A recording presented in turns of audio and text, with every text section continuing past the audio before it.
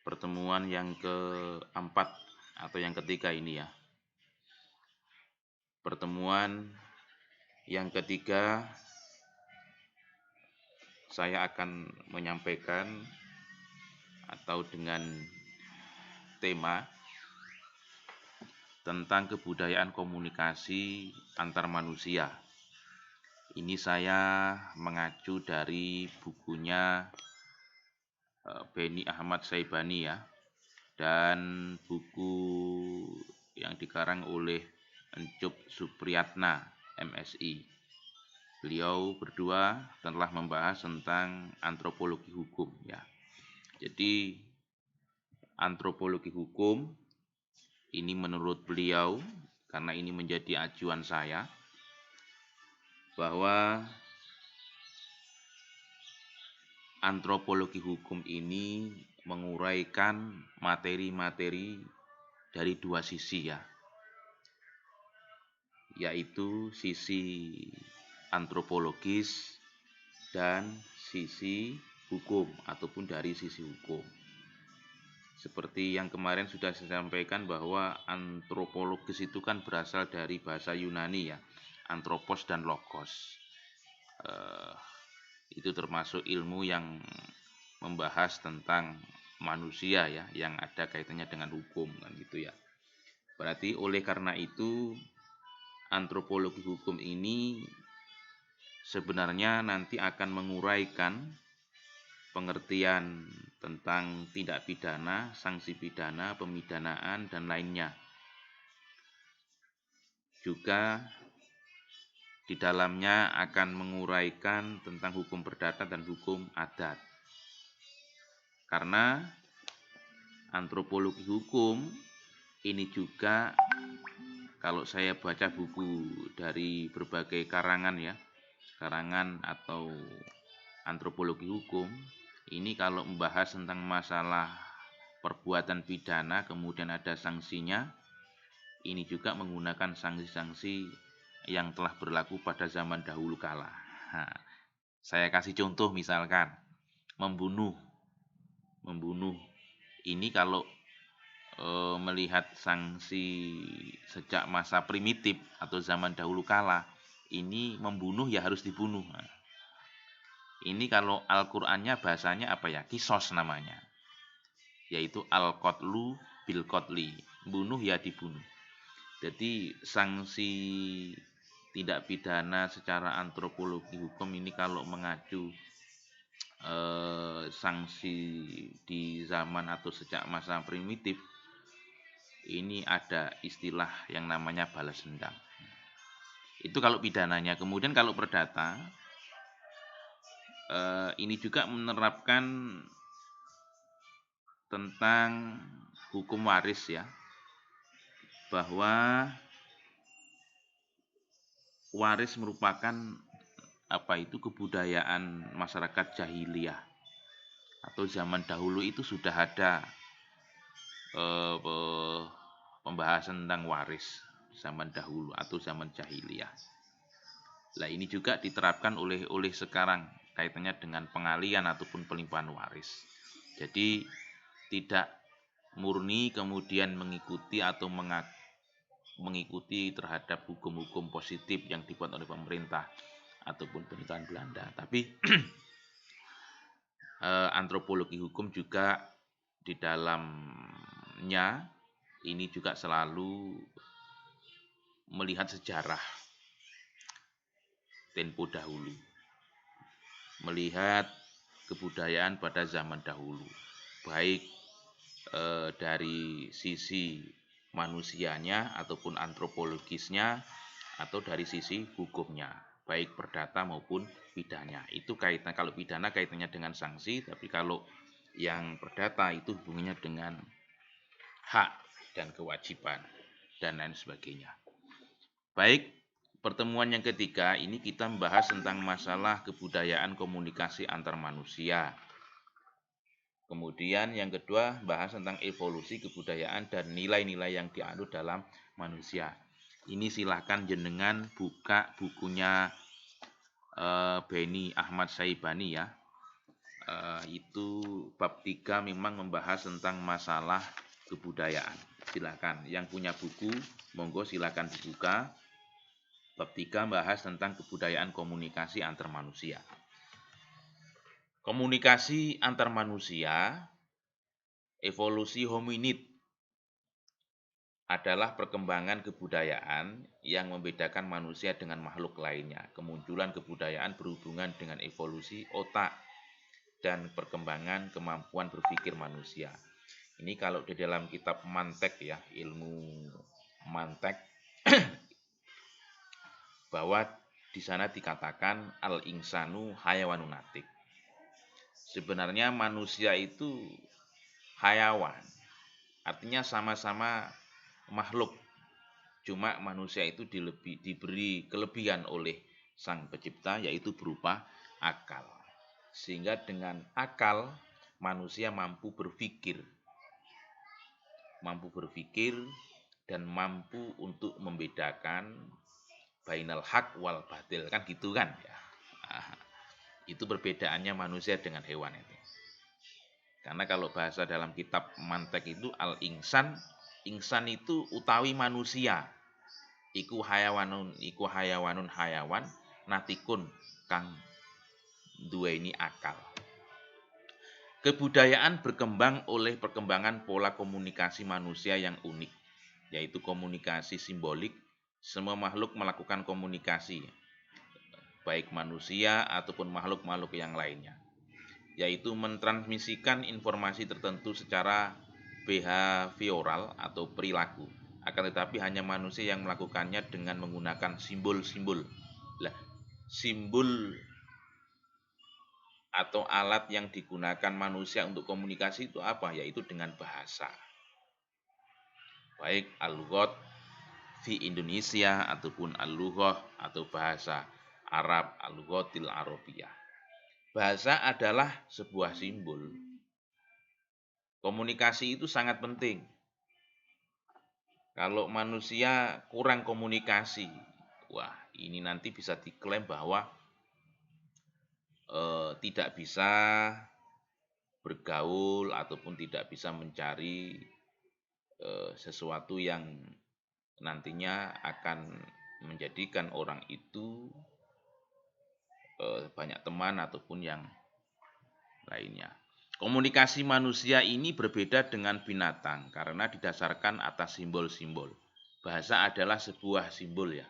Contoh misalkan seorang muslim yang melaksanakan sholat, ia pasti akan mengangkat tangan atau bertakbir. Takbir adalah simbol. Allahu Akbar. Ini contoh. Ini contoh yang diungkapkan oleh pengarang antropologi hukum. Takbir adalah simbol bahwa ia menyerahkan diri sepenuhnya pada Tuhan yang Maha Esa, atau Tuhan yang Maha Besar, Maha Kuat dan Maha segalanya. Itu adalah merupakan contoh bahasa. Berarti takbir itu bahasa apa? Bahasa sholat atau bahasa Arab? Kalau sholat Allahu Akbar diganti dengan terjemahan Allah Maha Besar, apakah bisa? Ya bisa diganti dengan bahasa Indonesia, tapi sholatnya tidak sah karena dengan mengucapkan Allahu Akbar, takbir itu kan itu menjadi rukun di dalam sholat. Nah, takbir itu merupakan simbol bahasa.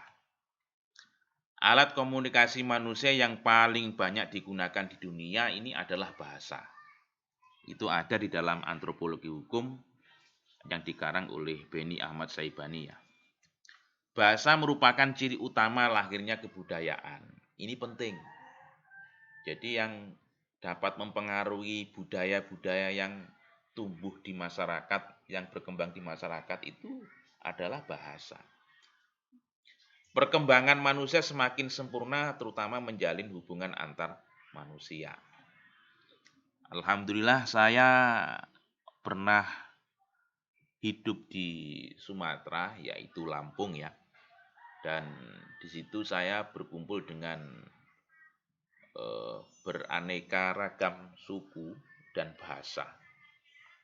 Karena di lingkungan saya itu ada orang Ngapak, ada orang Lampung asli, ada orang Jawa Timur, Kediri, Surabaya, ada orang Sunda. Oh, Sunda itu ada yang dari Banten, ada yang dari Bandung. Itu kan bahasanya kan tidak sama. Artinya lebih kasar Banten ya. Ada orang Ngapak, Banyumas, dan sebagainya. Dengan bahasa yang berbeda itu merupakan ciri utama nantinya akan lahir sebuah kebudayaan. Macam-macam itu nanti. Kemudian bahasa sebagai simbol kebudayaan sangat bergantung pada simbol ya. Evolusi kebudayaan dan nilai-nilai yang dianut. Budaya atau kebudayaan berasal dari bahasa Sangsekerta yaitu budaya yang merupakan bentuk jamak dari budi. Budi itu artinya akal atau budi. Diartikan sebagai hal-hal yang berkaitan dengan budi adalah akal manusia. Dalam bahasa Inggris disebut dengan kultur. Kultur. Ini kalau bahasa Arab namanya adah. Adat itu bahasa Arab, artinya kebiasaan. Ada kaidah fikih yang mengatakan al-adatu muhakamah. Kebiasaan itu bisa dijadikan sebagai pijakan hukum. Ini ada suatu contoh ya yang pernah dilakukan oleh Rasulullah. Ini Rasulullah juga tetap menjaga kultur ataupun kebiasaan pada waktu itu. Karena melihat basicnya orang Makkah itu rata-rata bisnis ataupun berdagang, sehingga di dalam ukuran ataupun takaran ini orang Arab oleh Kanjeng Nabi diperintahkan untuk menggunakan mizan ataupun timbangan. Timbangan karena basicnya orang Arab itu berbeda dengan Madinah. Kalau Madinah itu rata-rata petani atau pekebun ya. Petani kurma itu Madinah. Tapi kalau orang Arab rata-rata pedagang atau bisnis. Nah, sehingga di situ kulturnya masing-masing antara Madinah ataupun Makkah itu tidak sama. Ini kalau di Madinah itu oleh Nabi tetap menggunakan yang namanya takaran ataupun ukuran, yaitu dengan kalau orang Jawa itu menggunakan rantang ya, rantang ataupun kaleng susu ya, itu digunakan untuk 5 kaleng susu atau 4 kaleng susu itu ukurannya 1 kilo. Artinya Kanjeng Nabi ketika mencetuskan sesuatu hukum ya, itu tetap melihat basic ataupun kultur atau kebiasaan yang sudah berlaku di daerah itu ataupun di negara itu.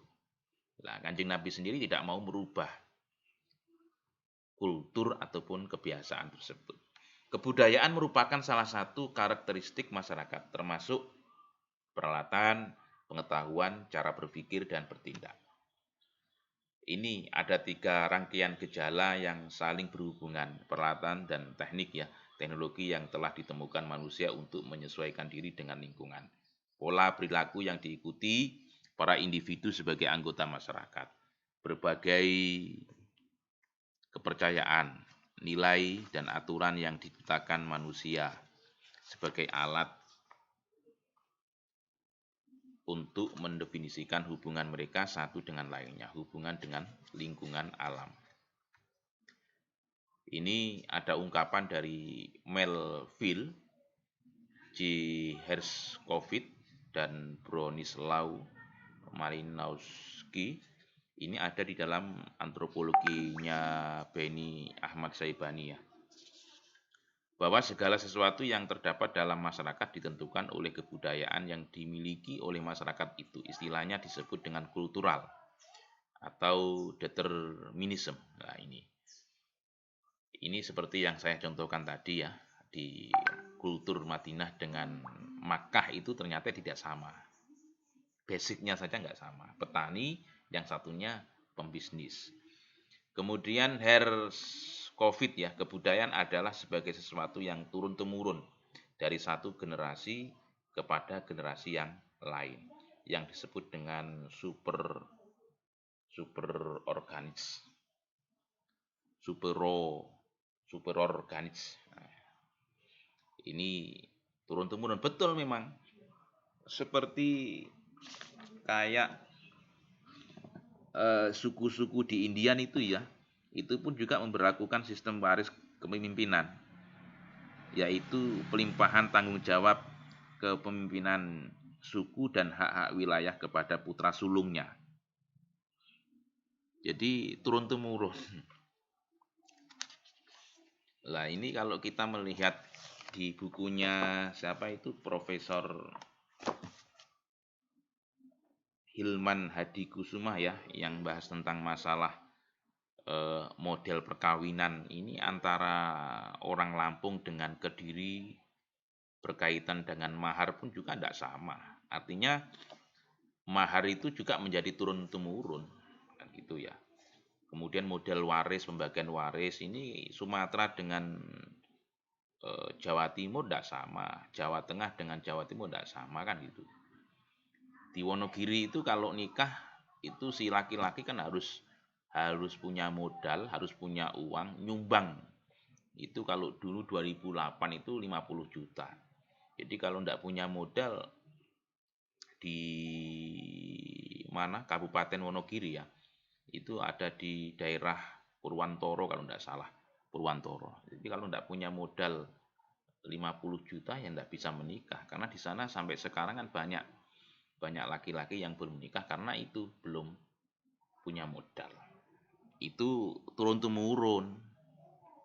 Apakah mungkin dihilangkan kebiasaan semacam itu? Sangat sulit. Kemudian ungkapan dari Andreas Epping, budayaan mengandung keseluruhan pengertian nilai sosial, norma-norma sosial, ilmu pengetahuan, keseluruhan struktur sosial, religius, dan segala pernyataan intelektual dan artistik yang menjadi ciri khas manusia. Ungkapan dari Edward Burnett Taylor, budayaan merupakan keseluruhan yang kompleks yang di dalamnya terkandung pengetahuan, kepercayaan, kesenian, moral, hukum, adat istiadat, al-adatu muhakamah, dan kemampuan lain yang diperoleh seseorang sebagai anggota masyarakat. Kemudian ungkapan dari Sumarjan dan Sulaiman Sumardi ini mendefinisikan kebudayaan itu merupakan sarana hasil karya, rasa, dan cipta masyarakat. Kalau sampean punya karya, rasa, dan cipta, berarti sampean mampu untuk menciptakan suatu kebudayaan. Kesimpulannya dari berbagai definisi tersebut di atas tadi yang sudah saya sampaikan, kebudayaan yaitu sesuatu yang akan mempengaruhi tingkat pengetahuan, meliputi sistem ide yang terdapat dalam pikiran manusia dalam kehidupan sehari-hari yang bersifat abstrak. Adapun perwujudan kebudayaan berupa benda-benda yang diciptakan oleh manusia sebagai makhluk yang berbudaya, misalnya pola-pola perilaku, bahasa, peralatan hidup, organisasi sosial, religi, dan lainnya, yang kesemuanya itu ditujukan untuk membantu manusia dalam melangsungkan kehidupan bermasyarakat. Kebudayaan ada dua komponen, ada dua macam. Yang pertama kebudayaan material dan kebudayaan non-material. Kebudayaan yang material itu seperti apa? Ini mengacu pada semua ciptaan masyarakat yang konkret ya, termasuk temuan-temuan yang dihasilkan dari penggalian arkeologi. Misalnya ditemukan mangkok tanah liat, atau ditemukan perhiasan, menemukan pistol, senjata, dan lainnya. Ini adalah merupakan kebudayaan material. Kebudayaan material juga mencakup barang-barang teknologi yang modern, termasuk menemukan laptop di bawah tanah misalkan. Kebudayaan non material ini seperti apa? Yaitu ciptaan abstrak yang diwariskan dari satu generasi kepada generasi berikutnya. Misalnya berupa dongeng atau cerita rakyat, tarian tradisional, makanan khas. Ini yang non material. Contoh janger, ya, Prabu Loro, wayang. Makanan khas Kediri apa? tumpang, pecel, dan lain sebagainya. Mungkin ini bisa menjadi acuan bagi teman-teman ketika mengkaji antropologi hukum. Tapi perlu diingat, antropologi hukum ini adalah kita mengkaji dari dua sisi ya. Seperti yang awal tadi saya sampaikan, dari sisi antropologis dan dari sisi hukumnya juga. Jadi tidak hanya antropologis tok, tapi hukum juga harus kita kaji. Seperti tadi, kalau kita kembali tentang masalah perbuatan pidana, ini ternyata suku-suku primitif itu memberlakukan hukum balas dendam atau hukuman yang sederajat, yang setimpal, yang kemudian dikenal dalam hukum pidana Islam itu adalah kisos atau al-qatlu bil qatli. Kalau sampai membunuh, ini kalau mengacu dari sanksi primitif zaman dahulu atau zaman jahiliyah ya harus dibunuh juga kan gitu ya. Itu namanya hukum. Jadi yang namanya hukum ataupun aturan itu berbeda-beda. Buktinya sanksi secara primitif, sanksi secara Islam, sanksi secara hukum positif kan tidak sama. Lah ini yang dibahas oleh antropologi hukum. Artinya hukum itu juga ada hubungannya dengan manusia. Manusia juga ada hubungannya dengan hukum. Di mana ada manusia, pasti di situ ada aturan. Ketika sampean berdua dengan temannya sampean berada di alas ataupun di hutan, pasti sampean dengan temannya sampean akan membuat aturan. Entah itu aturan perdata maupun aturan pidana. Mungkin itu yang saya sampaikan, mudah-mudahan bermanfaat. Assalamualaikum warahmatullahi wabarakatuh.